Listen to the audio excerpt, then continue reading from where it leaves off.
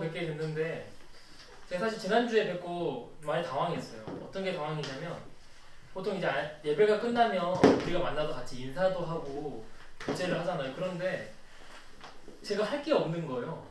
그리고 시간이 지나니까 다 가시고 저도 참 선교사로 왔지만 할 수 있는 게 없다는 생각이 많이 들었습니다. 그런데 그때 제 머릿속에서 생각나는 게 목사님의 말씀이었는데요. 정말 제가 이 성탄교회 와서 할 것은 말씀이구나 하는 생각이 들었어요. 이렇게 코로나를 통해서 우리가 교제를 할 수 없게 된 것은 우리가 좋은 말씀을 통해 교제하고 우리 가운데 예수님이 나타날 좋은 기회라는 생각이 들었습니다. 네, 오늘은 하나님의 말씀은 그대로 이루어집니다는 주제로 설교하도록 하겠습니다. 범위는 출애굽기 4장에서 6장인데요. 제가 앞으로 출애굽기를 설교할 때 한 문단 한 문단 일일이 설명하고 넘어가는 것이 아니라 하나의 주제를 통해서 같이 보도록 하겠습니다. 그래서 이 시간은 함께 출애굽기 4장에서 6장을 펴놓으시고 같이 성경을 보시면서 설교를 들으시면 더 유익한 시간이 될 것입니다. 네. 성도 여러분께서는 하나님께서 성경을 통해 주신 예언에는 한 가지 공통점이 있는데 그것이 무엇이라고 생각하십니까? 잠깐 생각해 보시기 바랍니다. 아마 여러 가지가 있을 텐데요. 제가 말하고 싶은 공통점은 하나님의 말씀은 그대로 이루어진다는 것입니다. 출애굽에 대한 예언 또한 아브라함과 야곱에게 주어졌고 하나님께서는 특별히 모세에게 출애굽이 있기 전 어떠한 일이 있을지를 미리 말씀해 주셨습니다. 함께 출애굽기 3장 18절에서 22절 말씀을 함께 보시겠습니다. 출애굽기 3장 18절입니다. 네, 본문이 길기 때문에 제가 짧게 요약하고 지나가도록 하겠습니다. 본문의 눈으로 봐주시기 바랍니다. 간단히 요약하면 모세가 바로에게 이스라엘 백성이 하나님께 제사 드릴 수 있도록 광야로 보내라 하나님의 요구를 전달할 때 바로는 거듭거듭 거절할 것이지만 하나님께서는 강한 이적으로 애굽을 쳐서 애굽은 스스로 이스라엘 백성들을 놓아줄 것이고 또 떠날 때 지금까지 노역했던 대가를 애굽인으로부터 받을 거라고 말씀하십니다. 우리는 하나님의 예언이 문자 그대로 성취되었음을 알고 있습니다. 이는 우리가 출애굽기 3장의 모세보다 더 미래에 있기 때문입니다. 그러나 출애굽 시점에 있는 모세는 이를 확신하지 못했습니다. 지금부터 이러한 모세의 모습을 성경을 통하여 확인하도록 하겠습니다. 출애굽기 4장 1절을 함께 보도록 하겠습니다. 출애굽기 4장 1절에서는 모세는 이스라엘 자손들이 하나님을 믿지 않을 거라고 이야기합니다. 그리고 4장 10절을 보시겠습니다. 4장 10절에서는 자신의 혀가 둔하기 때문에 이 사역을 감당할 수 없다고 이야기합니다. 그리고 넘어가서 5장을 보면 모세와 아론이 바로에게 찾아가는 장면이 나옵니다. 이들은 이스라엘 백성들을 광야로 보내서 자신에게 제사하게 하라는 하나님의 요구를 전달하지만 바로는 거절합니다. 그리고 백성들에게 더욱 가혹한 노동을 시켜서 모세와 아론을 원망하게 만듭니다. 백성들의 원망을 들은 모세와 아론은 어찌할 바를 몰라서 하나님께 기도드렸습니다.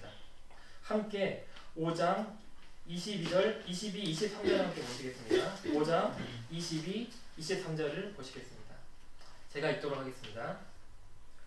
모세가 여호와께 돌아와서 아뢰 때 주여 어찌하여 이 백성이 학대를 받게 하셨나이까? 내가 바로에게 들어가서 주의 이름으로 말한 후로부터 그가 이 백성을 더 학대하며 주께서도 주의 백성을 구원하지 아니하시나이다. 모세는 크게 좌절했습니다. 그가 좌절한 까닭은 4장 29절 31절을 보시면 백성들에게 하나님의 이적을 보여주었을 때는 백성들은 하나님을 믿고 경배했습니다. 그러나 그들은 5장 21절을 다시 보시면 그들이 핍박을 받을 때 너희 때문에 이런 시련이 왔다며 도리어 하나님께서 너희를 심판하기를 바란다면서 거절했기 때문입니다. 하나님께서는 현실에 좌절한 모세에게 6장 1절에서 이렇게 말씀하십니다. 출애굽기 6장 1절입니다. 여호와께서 모세에게 이르시되 이제 내가 바로에게 하는 일을 내가 보리라. 강한 손으로 말미암아 바로가 그들을 보내리라. 강한 손으로 말미암아 바로가 그들을 그의 땅에서 쫓아내리라. 절망스러운 상황 속에서도 모세는 흔들리지만 하나님의 약속은 변함이 없습니다. 하나님께서는 너는 내가 너에게 명령한 일을 하라고 모세를 일으켜 세우십니다. 그리고 다시 6장 9절을 보시면 모세가 하나님의 말씀을 이스라엘 백성에게 다시 전달하지만 이스라엘 자손들은 그들의 마음 상황과 가혹한 노력으로 말미암아 모세의 말을 듣지 않습니다. 참 이상한 부분입니다. 이스라엘을 괴롭게 한 당사자는 바로입니다. 그들을 노예로 만든 것도 바로이고 그들의 아들들을 하수에 던져서 죽게 만든 것도 바로입니다. 그런데도 이스라엘 백성들은 이 모든 괴로움이 하나님으로부터 온 것처럼 생각하고 하나님의 말씀을 거부합니다. 생각할수록 이상합니다. 이스라엘 백성들은 애굽에서 노예로 매우 고통받고 있음에도 불구하고 하나님의 구원을 거부합니다. 왜 그러는 것일까요? 부조와 선지자의 말씀은 이 모순적인 이스라엘 백성의 태도를 이렇게 설명하고 있습니다. 히브리 사람들은 신앙의 시련이나 실제적 고통과 어려움 없이 자유를 얻게 되기를 기대해 왔다. 많은 사람은 낯선 땅으로 이주하는 데 따르는 고난을 당하기보다 차라리 노예 상태로 머물러 있는 것을 만족하게 여겼다. 어떤 사람들은 그들의 습관이 애굽 사람들의 습관과 거의 흡사하게 되었기 때문에 애굽에 거하기를 좋아했다. 말씀은 이스라엘 자손들의 상태를 그들은 아직 해방될 준비가 되지 않았다고 말씀합니다. 현재 모세에게 닥친 어려움은 첫 번째는 세상의 최고의 권력을 가진 바로의 맹렬한 반대이고 두 번째는 이 출애굽을 해야 될 당사자들인 이스라엘 자손들의 무관심이었습니다. 인간적인 눈으로 볼 때 이스라엘의 해방은 불가능해 보입니다. 이스라엘을 해방시켜야 할 바로는 하나님을 조금도 두려워하지 않았고 또한 해방될 당사자들은 해방될 마음이 전혀 없었습니다. 그러나 현재 불가능해 보였던 출애굽은 때가 되자 하나님 말씀 그대로 이루어졌습니다. 하박국 2장 3절의 말씀은 이렇게 말씀하십니다. 이 묵시는 정한 때가 있나니 그 종말이 속히 이르겠고 결코 거짓되지 아니하리라. 비록 더딜지라도 기다리라. 지체되지 않고 반드시 응하리라. 하나님을 반대하던 바로는 하나님의 능력에 꺾였습니다. 애굽을 사랑했던 이스라엘 백성들은 하나님의 계획을 따라 출애굽을 할 준비를 갖추게 되었습니다. 하나님께서는 강한 손으로 그분의 놀라운 능력으로 그분의 말씀을 그대로 이루셨습니다. 오늘날도 마찬가지입니다. 제가 요즘 독서를 열심히 하고 있는데요. 독서를 하다 보면 느껴지는 게 하나 있습니다. 과연 하나님의 예언이 그대로 이루어질까 하는 생각입니다. 어떤 책을 보다 보면 집단 지성으로 대표되는 인간의 지혜는 시간이 갈수록 지혜로워지는 것처럼 보입니다. 그리고 과학기술은 어떤 상황 속에서도 문제를 해결해내는 것처럼 보입니다. 그러다 보면 하나님의 예언은 너무 오래전 말씀처럼 느껴지고 이루어진다 할지라도 한참 나중에 이루어질 것처럼 보입니다. 제가 이런 의심이 드는 이유가 무엇일까요? 바로 제 마음이 지금 이스라엘 백성들의 상태와 같기 때문입니다. 영적인 것은 영적으로만 분별됩니다. 제가 하나님의 말씀이 믿겨지지 않는 것은 하나님의 생명과 멀리 떨어져 있기 때문이고 하나님의 말씀을 게을리하고 세상을 사랑하고 있기 때문입니다. 그러나 이러한 저의 의심과 흔들림과는 상관없이 하나님의 말씀은 반드시 그대로 이루어집니다.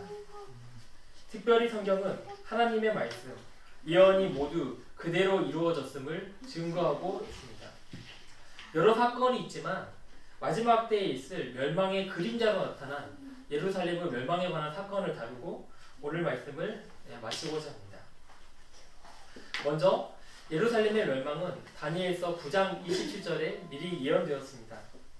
유대 민족은 하나님께서 그들을 선택하셨지만 그들을 구원하시려는 하나님의 계획을 거절함으로써 멸망하게 되었습니다. 예수님께서는 자신을 거부하는 유대 민족에게 이렇게 말씀하셨습니다. 함께 마태복음 23장 37, 38절의 말씀을 보시겠습니다. 마태복음 23장 37, 38절의 말씀입니다.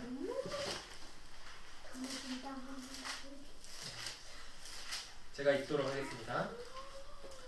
예루살렘아 예루살렘아 선지자들을 죽이고 내게 파송된 자들을 돌로 치는 자여 암탉이 그 새끼를 날개 아래 모음같이 내가 내 자녀를 모으려 한 일이 몇 번이더냐.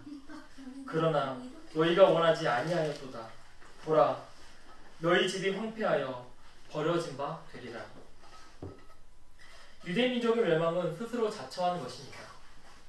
그들은 꾸준히 하나님의 말씀을 거역했고 경고하는 선지자들을 죽였습니다. 그리고 그들의 이기심과 완악함은 결국 하나님의 아들까지 죽이고 말았습니다.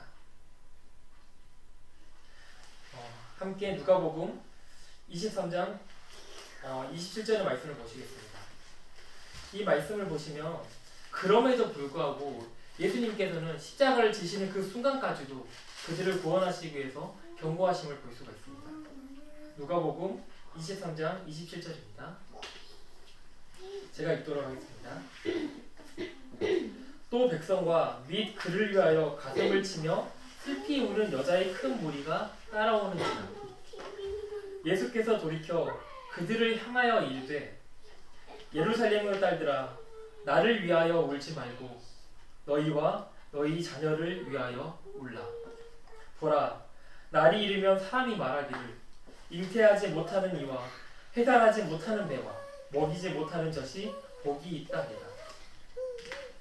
이 예수님의 말씀은 마태복음 24장에 나타난 경고를 기억하고 멸망에서 피하라는 호소입니다. 이렇게까지 예수님께서 말씀하셨지만 유대민족은 결국 멸망을 피하지 못했습니다. 유대민족은 예루살렘이 멸망하는 일은 절대 없을 거라 생각했습니다. 그들은 예수님의 말씀보다 스스로의 판단을 믿었습니다. 각 시대의 대쟁투의 말씀은 이렇게 설명합니다. 헤롯이 다스리던 당시의 예루살렘은 매우 아름답게 단장되었을 뿐만 아니라 탑과 성벽과 보르들을 세웠고 더욱이 지세까지 좋았으므로 그 성이야말로 함락시킬 수 없는 성과 같았다. 게다가 성 안에는 몇 년 동안 먹을 양식까지 있었기 때문에 예루살렘을 난공불락의 성이라 믿었습니다. 그러나 예수님께서는 마태복음 24장에서 멸망에 가증하는 것이 거룩한 곳에 선 것을 보거든 조금도 지체하지 말고 도망하라고 말씀하셨고 그리스도인들은 이 말씀을 기억합니다. 예수님께서 돌아가시고 40년이 지납니다. 로마군이 나타나서 예루살렘을 포위합니다. 반란을 일으킨 유대민족을 처벌하기 위해서입니다. 당시는 장막절이라 모든 유대인들이 예루살렘에 모여 있었습니다.